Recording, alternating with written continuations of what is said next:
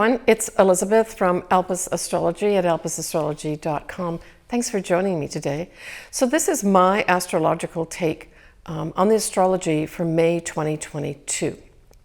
So we're continuing with the eclipse season here with another eclipse in May, at the midpoint of May. We've got a Mercury retrograde and then a new moon at the end of the month.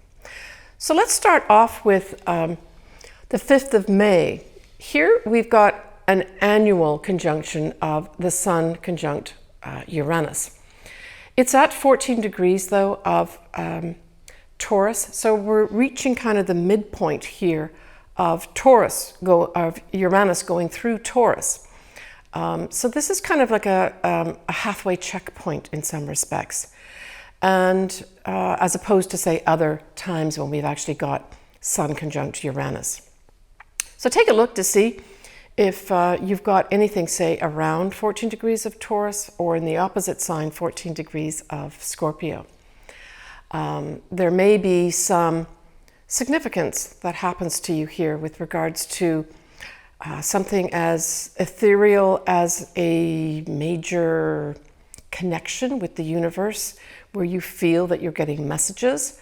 It can also represent a wake-up or a shake-up as well, right?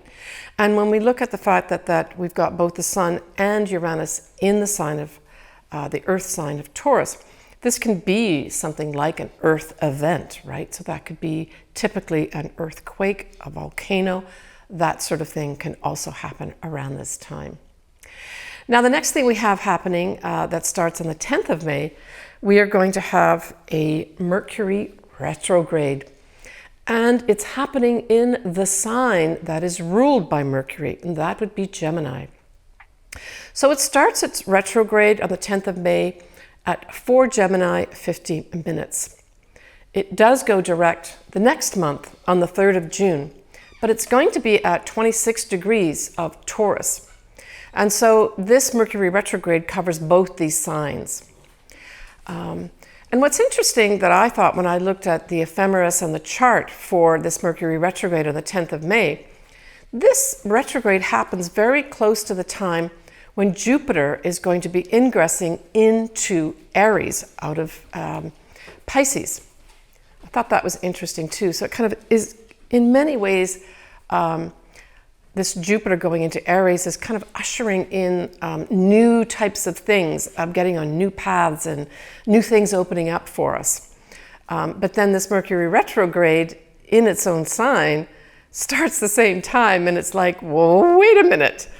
Maybe I've got to think a little bit about this. And certainly for those folks that are potentially signing contracts to literally start a new way, a new job in life, anything new in life, I would suggest that if you're starting it around the 10th of May, say a contract, please do look carefully at all the details because Mercury is in its own sign, it kind of exerts not only more of an effect, but it also goes into that classically what we think Mercury retrograde is, like don't sign contracts, back up all your computers, be careful who you send messages to, it could go to the wrong person. Check all your messages. You could be missing messages. So it's those typical things that we're talking about here. But I'm sure other astrologers will be covering this too. The other thing that we've got happening at this time of Mercury retrograde, we also have Venus is going to be in Aries too, at 8 degrees of Aries. Also exerting kind of newness with regards to money, love, and our values, where we may really value ourselves a lot more. We've got the Sun will be sextiling this Mars that's still in Pisces at this time. And so this says to me that this is kind of giving opportunities with regards to Mars is now in the spiritual sign of Pisces. So this is really asking us to harness some of those spiritual types of feelings that we may have, or spiritual endeavors that we initiated, say back in April. For some of us may have gone into more the metaphysical and spiritual things with regards to that whole Jupiter conjunct Neptune, right? That happened essentially around point of April, but continued throughout April, and to some extent still carries on a little bit into May too. We have Mars at this time also is going to be sextiling the north nodes of the that are actually in Taurus right now. And this will be occurring at the time of the total eclipse that we have happening on the 15th of May. So when we've got something like this configuration of Mars, which is energy, providing opportunities to this whole new destiny path for ourselves, it's something to pay attention to. Now, this eclipse that I'm going to be talking about in a few minutes occurs on the 15th of May. It is a full moon total eclipse. And I did a whole video on this. So in my video that I did, I go into a lot more details. I go into all the sun signs and the ascendants. I'll put the link down below here if you would like to actually review that video as well. I will cover it too in a little bit of detail here. And I will also cover this as well as the new moon in Gemini towards the end for each of the ascendants and or the sun signs. But we've got all timestamps in the video as well as below in the text box for those that want to either go directly to certain things and bypass my intro. Your choice. So let's get back to this total eclipse that's a full moon. Again, it's on the 15th of May. It's at 9:15 p.m. Pacific Daylight Time, and it's at 25 degrees of Scorpio, 18 minutes. So we know that Scorpio, you're being highlighted here, and then certainly those folks that maybe have an ascendant around this time too. Both the sun and the moon are going to be squaring up with Saturn, and Saturn is in Aquarius at this time. The moon will trine both Mars as well as Neptune, both of whom are in the sign of Pisces. And that is at about 24 degrees actually. And that was of interest to me too, because I thought, wow, well that 24 degree mark is very close to the degree point in mid-April, where we actually had that once in a lifetime conjunction of Jupiter and Neptune together, right? So this brings in kind of like an favorable opportunities for folks that maybe started something or made some decisions in April with regards to either a dream coming true, reaching for dreams, putting wishes into effect, or just exploring the spiritual side of their lives, or maybe some even enjoying some miracles. This can just add more favorable energy and action, right, when we talk about Mars here. So that's something to look forward to at this eclipse. We have Mercury that is retrograde, as I spoke about earlier, and it will be sextiling Jupiter, which is, as I said, just into Aries right now, right? And so this to me says that there could be some opportunities with the retrograde Mercury and then the Jupiter here sort of illuminating things or making things bigger. Some misunderstandings could get blown up a little bit here. And certainly because now Jupiter has ingressed into Aries, it's going to have a few people that are going to be self-righteous and saying, we're going to do this my way or not.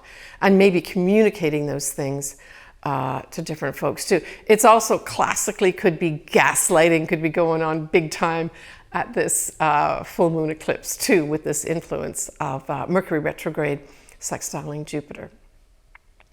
Now, I did do a video of the Jupiter going into Aries as well. I'll put that link below too, and I do go into all the sun signs and ascendants in that video as well. So lots for those folks to look at that would like to read and see more.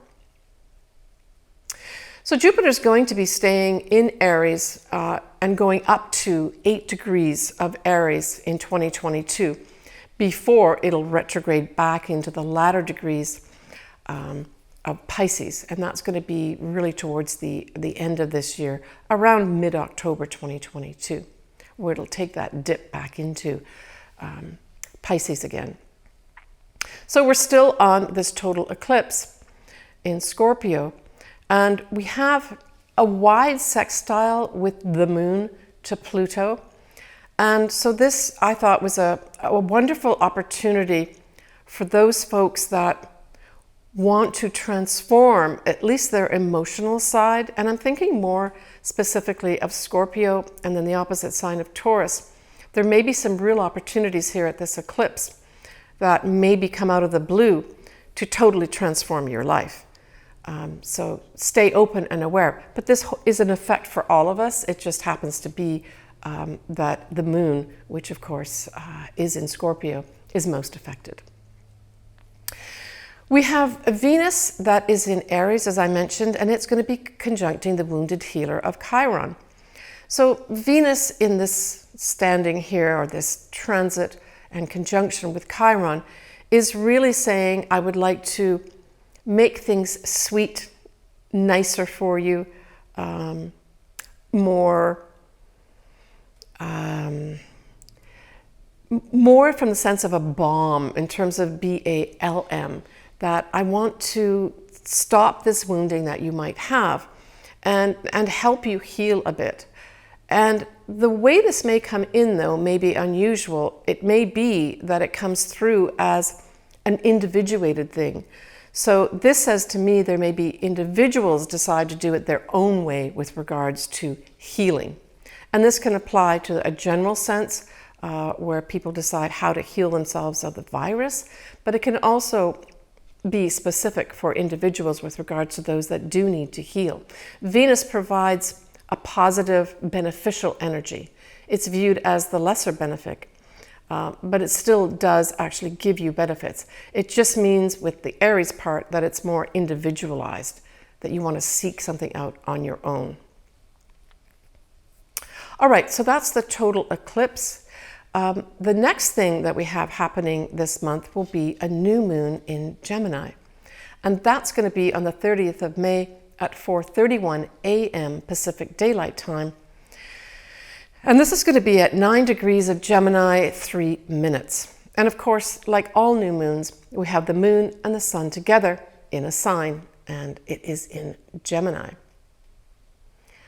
Other things that we have happening at this new moon is we have Mars conjunct to Jupiter in Aries. And so this just gives a lot of new starts. It just is big new starts with a nice favorable dose of energy from Jupiter. If you want to do something on your own and take your own path or pioneer something at this time and you want the energy to do it, I would say this new moon potentially, except for a few other things, which I'm going to cover in a minute, could be an impetus to do that. Now, we have Mercury, which is the ruler of Gemini. It is also the ruler of Virgo too, but it's specifically more of a ruler, in my view, of Gemini. And of course, it's still retrograde, but it's retrograde at 26 degrees of Taurus. So here we've got Mercury retrograde now going retrograde out of Gemini back into Taurus. And by doing that, it's actually now forming a square with rule maker, karma manifester, Saturn, which of course is in Aquarius. So this kind of puts a little bit of a fly in the ointment type thing with regards to really getting those newness things started. And because Gemini does really relate to socializing, for sure, it also says, you know, let's collect all the facts and all the information. It says that, and it also refers to any kind of messaging or communication. I would say that the caveat with this new start in Gemini is that you may have to pay attention to supervisors. That's also something that Saturn rules. It also rules the rules.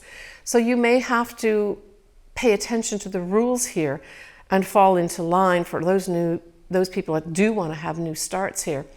Just check out any rules or regulations that are around this new start that you want to have and make sure that you're following whatever they are, or check in with those people that make the rules or reinforce the rules. Not a time to actually ignore rules and regulations, I guess is what I'm really saying. Yeah, so when Mercury does go direct, it will be in Gemini, just for those that are interested. I'll cover this in my June video, but it will go direct at 9 degrees of Gemini on the 23rd of June, those that want to make note of that on their own calendars. So this may be a time when the newness of this new moon really manifests, when the Mercury that's retrograde at this new moon goes direct. But there may even be a second delay, or maybe a rethink or a reconsideration as a result of Mars going retrograde in October. Now, I will cover this in more detail later on, but I wanted to mention it here because it all ties into this new moon in Gemini. And it doesn't mean this is going to be a negative thing for those folks, especially Geminis and maybe Sagittarians that are starting something new. It just means that I'm giving you the heads up that there may be delays, there may be reconsiderations that you decide you want to undertake in October that goes back to this new moon that happens on the 30th of May. So I guess I'm saying allow for potential for that in anything that you're starting new. Now, this Mars retrograde won't go direct till the 12th of January 2023. And it goes direct at 8 degrees of Gemini. And why is that important? Well, it's important because 8 degrees of Gemini is very close to this new moon on the 30th of May, which is at 9 degrees of Gemini. So there's a big tie-in of this Gemini new moon right the way through January 2023. So I would plan for potential, not necessarily bad blocks or full stops. I would just say that follow rules and regulations, check in with superiors, and plan, when you're doing your plan for this new thing that you're doing, plan for potential delays. Plan for rewriting, say something that you're doing involves writing. Plan for reconsidering contracts, for instance, that sort of thing. All right. Venus is going to now be in Taurus, and of course Venus rules Taurus, so Venus loves to be in Taurus. Venus will not conjunct Uranus until the 12th of June, but I'm giving you a heads up on that one too. So this is exciting new romance for some. It can be breakups for other people. It can also be money coming in and money going out as well. But I'll cover that more in my June video. This is just giving you a heads up of this Venus and Taurus conjuncting Uranus, but it's not going to be till June. So I want to say a happy new year to all those Geminis and Gemini rising at this new moon in Gemini. I wanted to give a shout out to all those folks that kindly not only sent me some money for my dog Sasha, but also really inquired about her on a regular basis and really reached out to me. I really appreciate all your concern and all those folks that did send me some money to get her surgery done. I want to confirm that I did get her surgery done and it was very successful. It was a few weeks ago and she's back in full form, eating properly, and really I think has had, I would say, a complete recovery. Sasha is 13 years old and we know that's fairly old if you compare it to human time. We'll see a little picture of her here. So this is a current picture as of April 2022. And again, I just want to give many, many thanks to everyone who supported Sasha. Thank you. I also want to give a shout out to a few people that have birthdays, but the birthdays are in April. I'm a little bit tardy in my happy birthday wishes, but they're two very important people. One of them is my sister, Marianne. She has her birthday in April when I'm making this video, but she's having it right around that very rare once-in-a-life conjunction of Jupiter and Neptune. So I'm sending her lots of blessings, and maybe she's going to have some great inspiration come in for her, maybe some magic and miracles. Happy birthday. I also want to say happy birthday later on in April to my client and friend, Marcy. I'm wishing you happy birthday wishes. Take care of yourself, Marcy. All right, next I'm going to be moving on to the individual signs and or ascendants for each of you. As always, I am very happy to do your chart. If you would like that done, please contact me via my website and then send me an email with your birth date details. But all that information is below should you want that done, and I would be happy to be communicating back and forth with you. All right, we're going to start with you, Scorpio. So Scorpio, you know that this full moon total eclipse is in your sign. So we know by the fact that it's in your sign that it's going to be in your first house. So we also have the south nodes of the moon are in your sign as well. And typically astrologers refer to the south nodes being the place where we really need to let go, or at the very least, we have to somehow incorporate something that we do automatically, maybe something we've been doing automatically all our life, with the opposite, which is, of course, the north node, where we're supposed to be going to. So this really speaks, Scorpio, to potential for you to be letting go of some things in your life. Now, the first house covers everything to do with you, literally everything. So you could be making some decisions for yourself with regards to firmly deciding to let go of some things that are no longer serving you and are obviously no longer serving you on your destiny's path as of now. Now let's remember that these eclipses that are happening right now, they will happen again, in just under 10 years, but they won't happen in this exact degree point. It'll be another 18 to 20 years. So these are cycles as well, right, Scorpio? So you want to view it that way. You could look to 18 to 20 years ago and see what was happening in your life, what maybe you let go of. That area may still be lit up this time, 18 to 20 years later. The thing is about this, when this happens in your sign, is that things that go out of your life, people that leave your life, or it becomes perfectly patently obvious that you have to let go of something, the most important thing is to let it go. Scorpio likes to hold on to things, and so I would say, especially for Scorpios, try to really take the high road on anything that's leaving your life and really believe that it's for your best and higher self. Clinging to things, being obsessive about things, or possessive about things are not a good activity right now at this total eclipse. Now, if you do have something, say around the 25-degree mark of Scorpio and or Taurus, this is going to be a significant turning point for you. So we're talking about an ascendant or a sun specifically, right? Now, if it's your midheaven, for instance, there could be a big change in status for you that's either coming up or happens around this time. But typically, we're looking at a 6-month influence for those folks that do have something around that 25-degree mark of Scorpio and or Taurus.